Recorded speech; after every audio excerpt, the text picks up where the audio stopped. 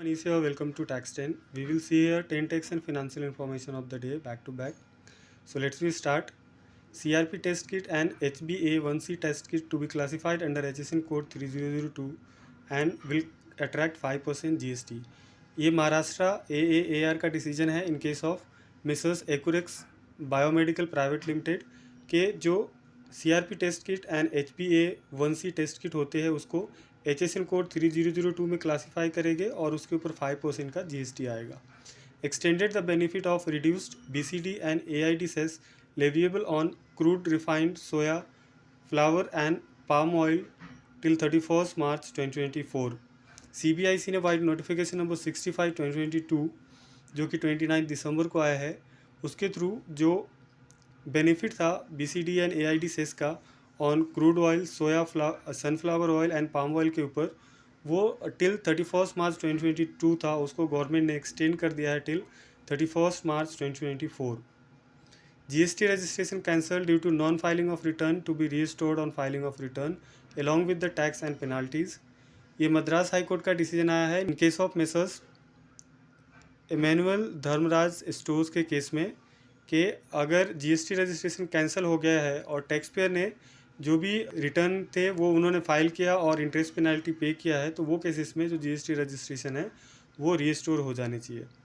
DGFT amends in annexure 4 under appendix 2A import item under TRQ under India UAE CEPA. DGFT ने vide public notice 47 dated 29 December जो annexure 4 है under appendix 2A for import of item under tariff quota for the India and UAE उसको amend किया है vide public notice. DGFT extends duty free import until further order with respect to refined bleached deodorized palm oil and refined bleached deodorized palm olive oil. जो bleached deodorized palm oil होता है and refined उसको extend किया है till further order. DGFT extend duty free import of pulses till March 31st 2024.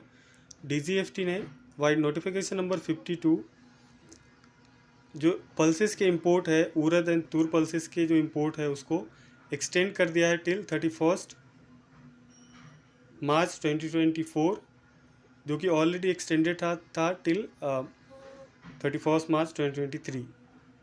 Jharkhand CM demands extension of GST compensation period for 5 more years.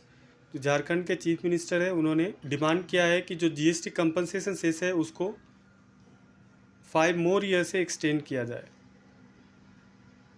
Procurement and distribution activity of medicine and surgical equipment on behalf of government amounts to supply. अगर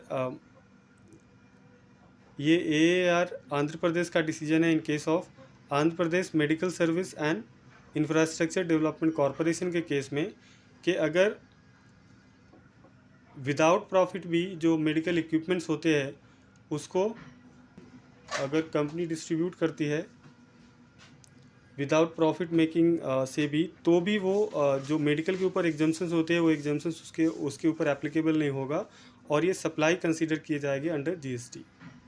housing board established by the government is a government authority and service provided by them are exempt from GST. ये AAR Rajasthan का decision आया है in case of Mrs Rajasthan housing board. Government अगर housing board establish करती है तो वो उसके जो सर्विसेज होंगे वो एग्जाम्प्ट होगा under GST. 18% GST applicable on cost of the diesel incurred for running generator set in course of providing rental service.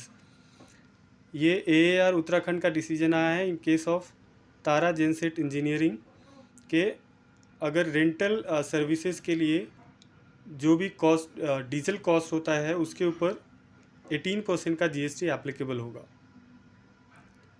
तो ये थे आज के text in. So thank you for your time. Share this video, subscribe my channel.